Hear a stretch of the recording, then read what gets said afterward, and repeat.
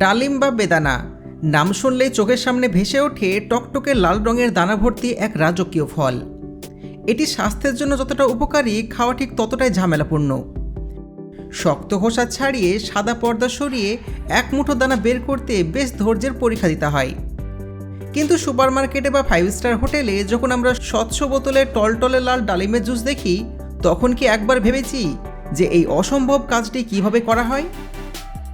বিশ্বজুড়ে এমন সব আধুনিক বেভারেজ ফ্যাক্টরি রয়েছে যেখানে প্রতিদিন হাজার হাজার টন টাটকা ডালিম ঢোকে, আর ফ্যাক্টরির এক প্রান্ত দিয়ে ফল ঢোকে আর অন্য প্রান্ত দিয়ে বেরিয়ে আসে সিল করা প্রিমিয়াম জুসের বোতল। ডালিমের খোসা তিতকুটে, অথচ জুস হয় মিষ্টি। ফ্যাক্টরির ভেতরে এই জাদুকরী প্রসেসটি কিভাবে হয় তা সত্যি দেখার মতন। তো চলুন ফ্যাক্টরির ভিতর থেকে একটু ঢু মেরে আসি। কাঁচামাল সংগ্রহ ও প্রাথমিক ধাপ। এই পুরো প্রক্রিয়া শুরু হয় মাইলের পর মাইল বিস্তীর্ণ ডালিমের বাগান থেকে। ডালিম এমন একটা ফল যা গাছ থেকে পাড়ার পর আর পাকে না, তাই কৃষকদের একদম সঠিক সময়ে যখন ফলের ভেতরে দানাগুলো রসে টইটুম্ব থাকে তখন এটি সংগ্রহ করতে হয়। ফ্যাক্টরির সাথে চুক্তি থাকা বাগানগুলোতে খুবই সতর্কতার সাথে ডালিম পাড়া হয়, যাতে ফলের গায়ে কোনো আঘাত না লাগে। আঘাত লাগলে ভেতরের দানা পচে যাওয়ার ভয় থাকে।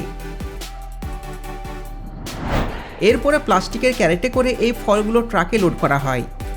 ফ্যাক্টরির নিয়ম অনুযায়ী বাগান থেকে ফল পাড়া 24 ঘন্টার মধ্যেই তা প্রসেসিং ইউনিটে পৌঁছতে হয়।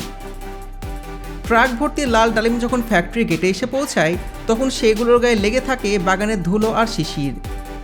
ফ্যাক্টরিতে ঢোকার পর ডালিমগুলোকে বিশাল হপারের বড় বড় গর্তে ঢেলে দেওয়া হয়। সেখানে কনভেয়ার বেল্টের মাধ্যমে ফলগুলো চলে যায় ওয়াশিং সেকশনে। ডালিমের খোসা খুবই শক্ত এবং খসখসে হয়, তাই এর গায়ে প্রচুর ধুলোবালি আটকে থাকে। প্রথমে উচ্চচাপে জল এবং রোলার ব্রাশ দিয়ে ফলের গা ঘষে ঘষে পরিষ্কার করা হয়। এরপর এগুলো চলে যায় গ্রেডিং টেবিলে।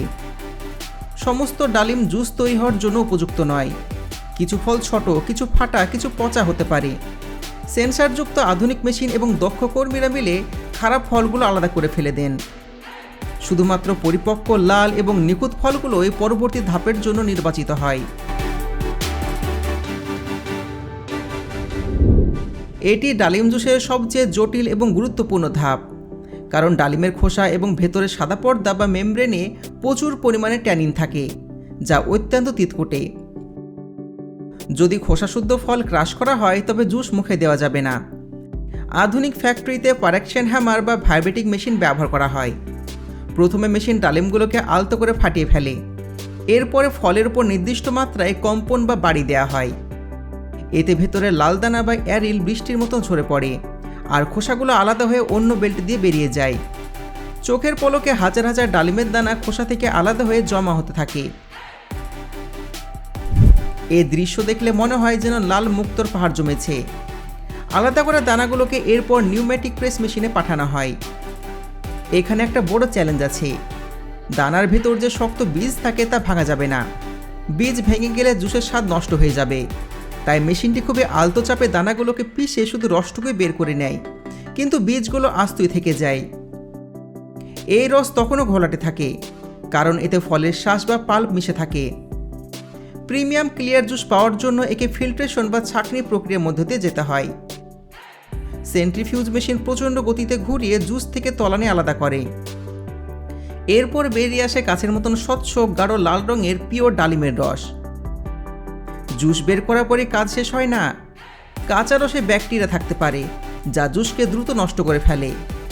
তাই এটাকে ফ্ল্যাশ পাশ্চারাইজেশন ইউনিটে পাঠানো হয়। এখানে জুসকে খুব অল্প সময়ের জন্য মাত্র কয়েক সেকেন্ডে উচ্চ তাপমাত্রায় প্রায় 90 থেকে 95 ডিগ্রি সেলসিয়াসে গরম করা হয় এবং সাথে সাথে আবার 4 ডিগ্রি সেলসিয়াসে ঠান্ডা করা হয়। এই তাপমাত্রা ওঠানামায় জুসের পুষ্টিগুণ ও স্বাদ ঠিক থাকে, কিন্তু সমস্ত ক্ষতিকর জীবাণু মারা যায়।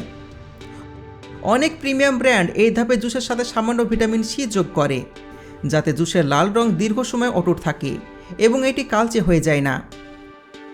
ফ্যাক্টরির অন্যদিকে তখন চলে বোতল তৈরির কাজ। কাচের বা ফুড গ্রেড প্লাস্টিকের বোতলগুলোকে গরম জল বা বাতাস দিয়ে স্টেরিলাইজ বা জীবাণুমুক্ত করা হয়। এরপর বোতলগুলো সারিবদ্ধভাবে ফিলিং স্টেশনে চলে আসে। সম্পূর্ণ হাতের স্পর্শ ছাড়া অটোমেটিক নজেল দিয়ে বোতলগুলোতে জুস ভরা হয়। জুস ভরা শেষ হলে সাথে সাথে মেশিনের অন্য প্রান্ত থেকে ক্যাপ বা ছিপি লাগিয়ে মুখ সিল করে দেওয়া হয়। এই পুরো কাজটি ভ্যাকিউম বা বাতাস শূন্য অবস্থায় করা হয়, যাতে বোতলের ভেতরে বাইরেকার বাতাস ঢুকতে না পারে। কারণ বাতাস ঢুকলে জুস অক্সিডাইজ হয়ে যায় এবং নষ্ট হয়ে যাওয়ার ভয় থাকে। কোয়ালিটি চেক ও প্যাকেজিং। এরপর শুরু হয় চূড়ান্ত পরীক্ষা। কোয়ালিটি চেক টিম র্যান্ডমলি কিছু বোতল লাইন থেকে তুলে নেন। ল্যাবরেটরিতে পরীক্ষা করা হয়। জুসের মিষ্টিতা, অম্লতা এবং রং ঠিক আছে কিনা সমস্ত কিছু চেক করা হয়। স্ক্যানার মেশিনের ভেতর দিয়ে বোতলগুলো পাঠানো হয়, যাতে ভেতরে কোনো অপদ্রব্য না থাকে। সবশেষে বোতলের গায়ে ব্র্যান্ডের চকচকে লেবেল লাগানো হয়। লেবেলে লেখা থাকে 100% পিওর পমিগ্রেনেট জুস। এরপর রোবোটিক আর্ম বোতলগুলোকে শক্ত কার্টুনে ভরে ফেলে। প্যালেট বোঝাই করে এই কার্টুনগুলো চলে যায় ওয়্যারহাউসে, আর সেখান থেকে ট্রাকে বা জাহাজে করে পৌঁছে যায় বিশ্বের নানা প্রান্তে। আপনার সকালে নাস্তা টেবিলে যে এক গ্লাস ডালিমের জুস থাকে, তার পেছনে এই বিশাল কর্মযজ্ঞটি সত্যিই বিস্ময়কর।